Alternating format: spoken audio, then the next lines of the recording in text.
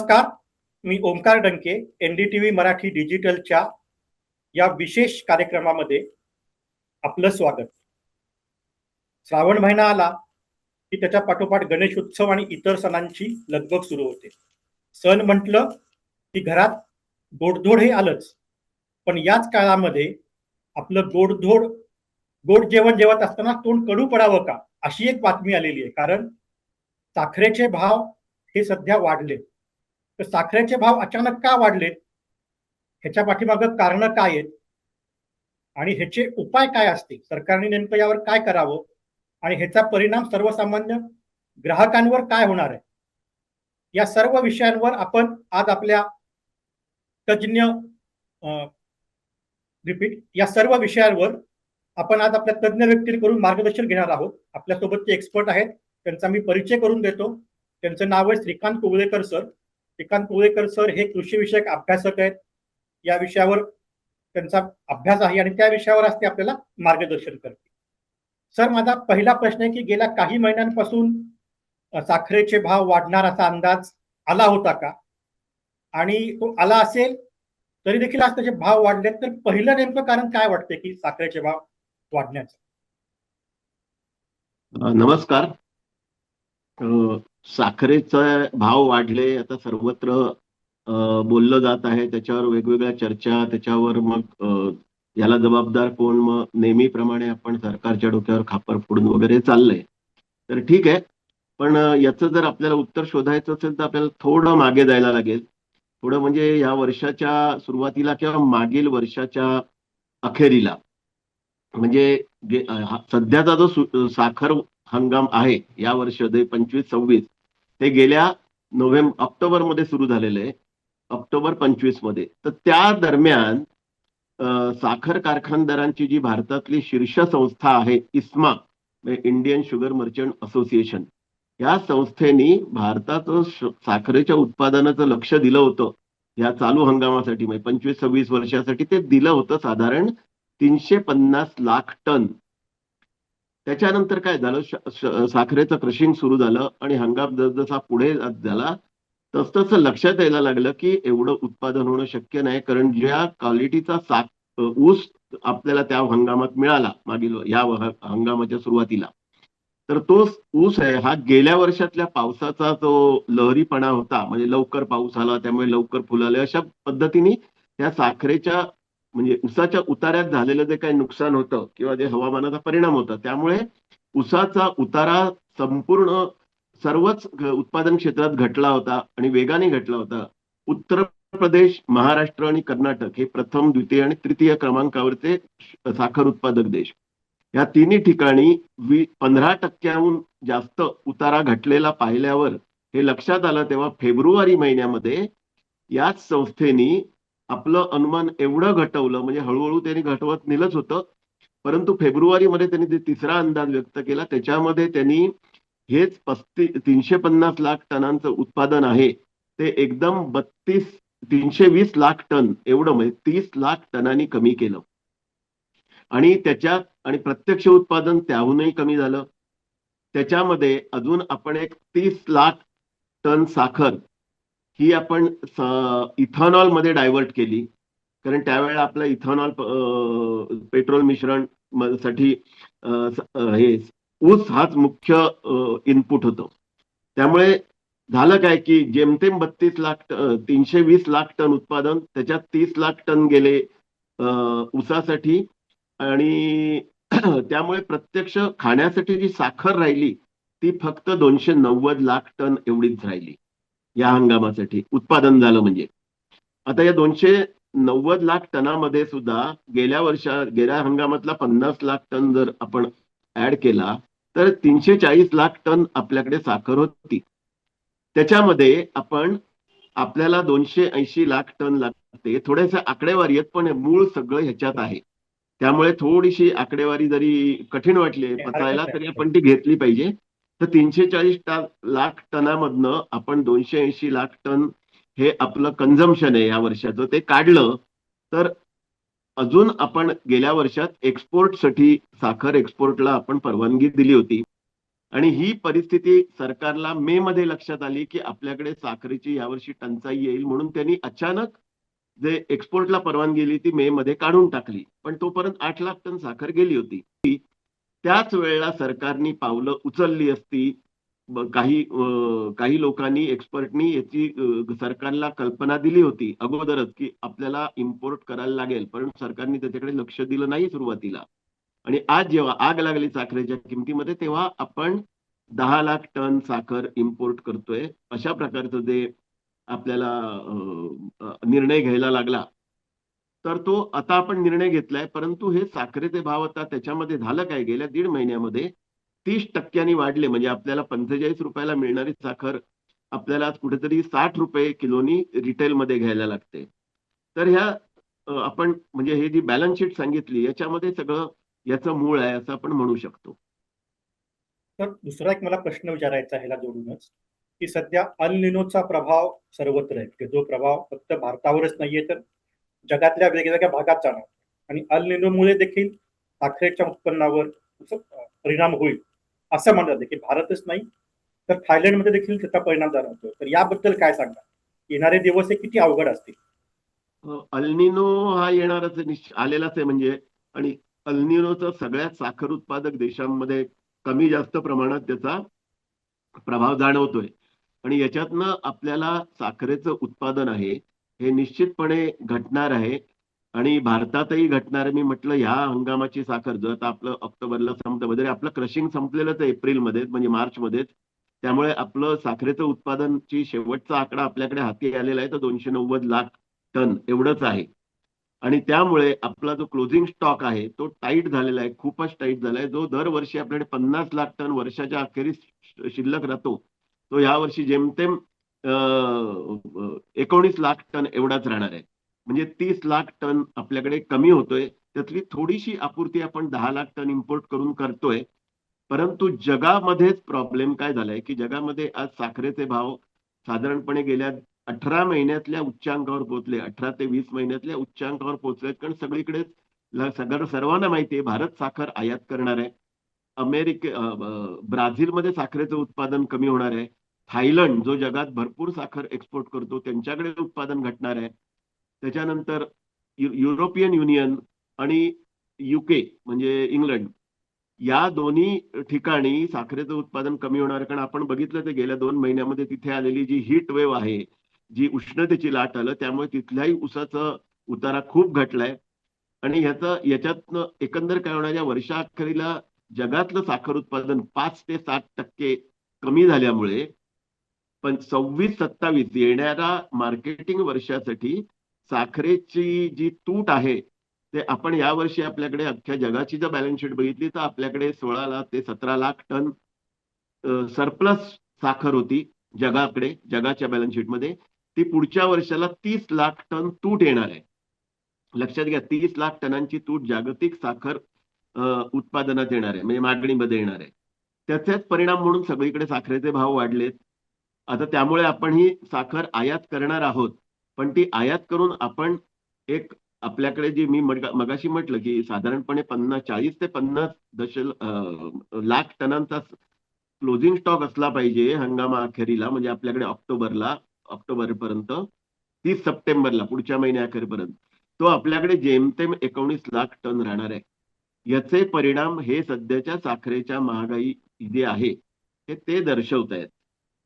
आणि एलनिनोचा तुम्ही म्हटलं तर एलनिनोचा परिणामच हा सांगितला की एलनिनो आहेत.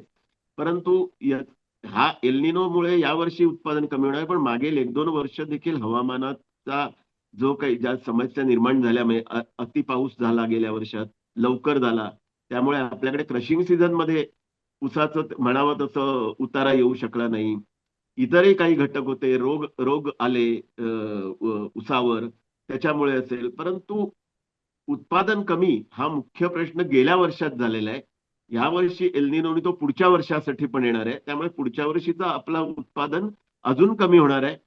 म्हणजे आपल्याकडे यावर्षी इथॉनॉलसाठी नसेल, मगाशी आपण इथॉनॉलचा प्रश्न आपण नंतर घेऊ परत, परंतु यावर्षीही आपल्याकडे उत्पादन कमी होणार आहे. म्हणजे जे नवीन वर्ष ऑक्टोबरमध्ये चालू होणार आहे त्यातही उत्पादनामध्ये आपलं जे सरासरी उत्पन्न 32 ते 33 दशलक्ष टन होतं, म्हणजे 330 लाख टन, तिथून ते 290 किंवा 300 लाख टन, अगदी चांगलं सगळं झालं याच्या पुढे तरी 300 लाख टन, म्हणजे आपल्याकडे पुढच्या वर्षीही तूट राहणार आहेच. तर आता आपण मगाशी बोलताना इथेनॉलचा मुद्दा आला होता आणि अशी एक ओरड खूप आहे की इथेनॉलसाठी ऊसाला आपण वापरतोय ऊस मोठ्या प्रमाणात, तर त्याचाही फटका साखरेचे भाव वाढण्यात झालाय. तर हा आरोप किती खरा आहे आणि हा मुद्दा जरा व्यवस्थित समजावून सांगा. काय इथेनॉलचा प्रश्न आहे ना, हा वेगवेगळ्या पातळीवर चर्चेला गेलेला आहे. आणि साखरेच्या भाववाढीसाठी ऊसाचं जे काय म्हणतो आपण, ऊस किती जबाबदार आहे. तर हा सुरुवातीला काळात म्हणजे ह्या हंगामाच्या सुरुवातीला म्हणजे जानेवारी फेब्रुवारीमध्ये तोपर्यंत बऱ्यापैकी आपण म्हणू शकतो की ऊस इथेनॉल साठी गेला. परंतु त्यानंतर ऊस हा इथेनॉल साठी जात नाहीये. कारण साखरेचे अलीकडे तर आता म्हणजे या पुढच्या वर्षात तर बिलकुल ऊस इथेनॉलसाठी जाणार नाही. कारण सध्या ऊसापासून बनवलेल्या इथेनॉलला जी किंमत देत आहेत ती त्याला साधारणपणे कारखान्याला 37-38 रुपयाचा मिळतो भाव. म्हणजे त्याचं रिअलायझेशन एवढं आहे. परंतु बघायला गेलं तर साखरेचा सरासरी भाव जर तुम्हाला 50 मिळत असेल बाजारात, जो याच्या पुढे आता एक बेस बनलाय की साखरेचा भावाचा जो आता जरी 60 ला गेली तरी आता ते भाव कमी होणारच आहेत. तर कमी झाले तरी एक 48 ते 60 हा जो ही 48 ते 50 रुपये ही साखरेचा बेस होईल. तर उसाला 50 रुपये साखरेतनं मिळत आहेत, तर ते 38 रुपयाला इथेनॉलसाठी ऊस कोण घालणार नाही. आणि त्यामुळे इथेनॉलमध्ये मका आणि तांदूळ याच गोष्टी यापुढे जाणार. आणि असंही म्हटलं जातंय की इथेनॉल यापुढे वापरलं न जाण्याचं दुसरं कारण की आपण जे E20 म्हणजे इथेनॉल 20% होतं, तिथून ते आता 10% आणण्याचे सरकारी पावलं उचलली जात आहेत. म्हणजे त्याची अनेक कारण आहे. मागच्या काळात जे इथेनॉलमुळे गाडीचं नुकसान झालं वगैरे हे म्हटलं, पण त्याच्यापेक्षाही प्रॉब्लेम आपण जो काय म्हणतात ते परकीय चलनाचा हिशोब बघितला तर इथेनॉलमुळे आपण जे पैसे गेल्या हंगामात वाचवले इथेनॉल निर्मितीपासून, तेवढे तसेच पैसे आपण आता साखर आयात करण्यासाठी घालवणार आहोत. म्हणजे नेट इफेक्ट फारसा काय झालेला नसेल असं आपण म्हणू शकतो. आणि यापुढे आणखी ही सिच्युएशन अग्रेवेट होऊ नये म्हणून आपण बघितलं, आर्थिक सल्लागार जे नागराज आहेत त्यांनी पण परवा असं सांगितलंय की भारताला E20 वरनं E10 वर यावं लागेल. तर आपण E10 वर जर आलो तर जे लागणारे इथेनॉलची गरज आहे ती एकदम आपण निम्म्यावर आलो किंवा त्याच्याहूनही कमी झाली. मग त्याच्यासाठी आपल्याकडे मका आहे आणि तांदूळ वापरले तर तांदूळ आहेत. निदान मका तरी आहे आणि गेला तर थोडासा ऊस उत्पादन बघून पुढे साखरेच्या किमती कमी झाल्या हे होणार नाही. पण मुळात E10 वर आलो तर साखरेचा म्हणजे यापुढील काळात इथेनॉलसाठी ऊस जाण्याची शक्यता आत्ताच्या परिस्थितीत तरी दिसून येत नाहीये. सर, शेवटचा प्रश्न. तुम्ही आता म्हणताय की आगामी 1 वर्ष संपूर्ण आपल्याला कसोटीचा काळ आहे साखरेसाठी, साखर उत्पादकांना आणि एक ग्राहक म्हणून सर्वांना. तर या काळामध्ये टंचाई होऊ नये म्हणून सरकारने कुठले उपाय तातडीने करणं आवश्यक आहे असं तुम्हाला वाटतं थोडक्यात सर?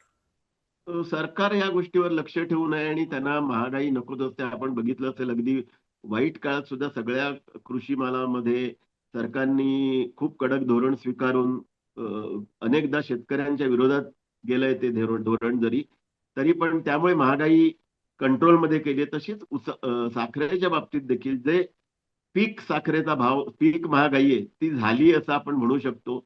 याच्या पुढे जरी सणासुदी असेल तरी तो 60 रुपयाला गेलेला भाव हा पुढील काळात हा टॉप झालाय असं आपण म्हणू शकतो. आणि कसं आहे, पुढचे 2च महिने राहिलेत, या काळात आपल्याला ही इम्पोर्टेड साखर येणार. आपल्याकडे ते साठे आहेत जे सरकारचे बफर स्टॉक मध्ये, ते तर येणार. आणि या व्यतिरिक्त सरकारने आता जी ऑलरेडी बंधनं लावली आहेत ज्याच्यामध्ये साठे नियंत्रण जे लावलंय, स्टॉक लिमिट म्हणतो आपण, ते त्याच्यामध्ये सरकार अजूनही बदल करत राहणार. तसंच दर महिन्याला जो कोटा दिला जाणार तो कोटा तुम्हाला अशा पद्धतीने सरकार मॅनेज करेल, तो विक्रीची जी लिमिट देईल त्याच्यामध्ये, की साखरेचा जो पुरवठा आहे तो सर्वत्र सर्वदूर चांगला राहील.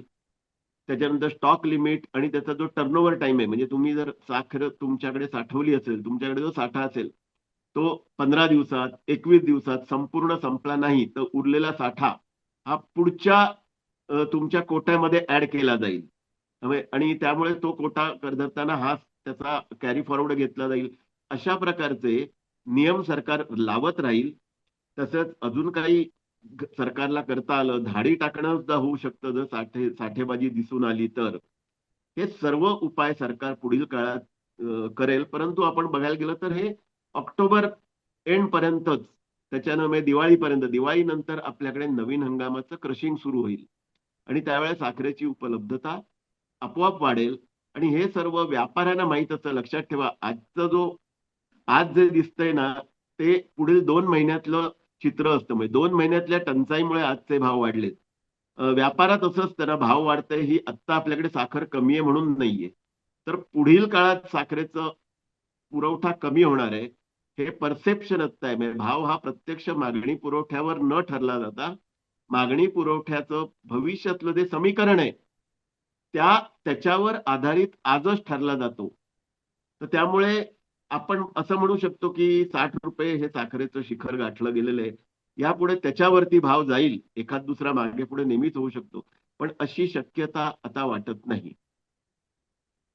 नक्कीच सर, तुम्ही आता सांगितलं की सरकारला महागाई नको असते आणि ही सर्वसामान्यांसाठी गुड न्यूज आहे एका अर्थाने, की महागाई रोखण्यासाठी सरकार आगामी काळात पावलं उचलेल आणि पुढील 2 महिने हे अत्यंत महत्वाचे आहेत. आणि ऑक्टोबर नंतर जेव्हा नवीन साखरेचं उत्पन्न सुरू होईल, नवीन स्टॉक बाजारामध्ये येईल, तेव्हा चित्र बदलेल आणि दिवाळी आणि त्यानंतरच्या काळामध्ये आपल्याला साखर ही अधिक प्रमाणामध्ये उपलब्ध होईल आणि त्याचा परिणाम साखरेचे भाव कमी होण्यात अजून एक घटक आहे, मी बोलू का?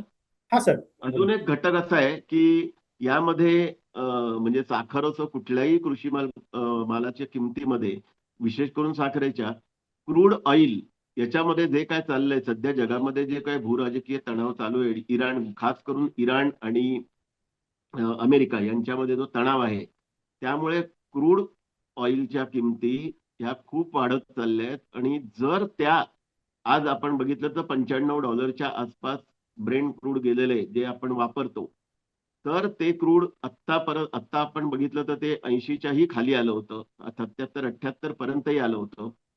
तर ते परत आता 94-95 वर गेलेलं आहे. ही आपल्याला धोक्याची घंटा आहे. जर ते 100-110 असं काही वाढलं तर आपण जे आत्ताचे जे आपण अंदाज व्यक्त केलेत त्या अंदाजात मोठा बदल करावा लागेल. कारण एकदा क्रूड वाढलं की, अर्थात पेट्रोल डिझेलचे भाव वाढले की त्यात मिश्रण करायला लागणारं इथेनॉलचे भाव वाढले जातात.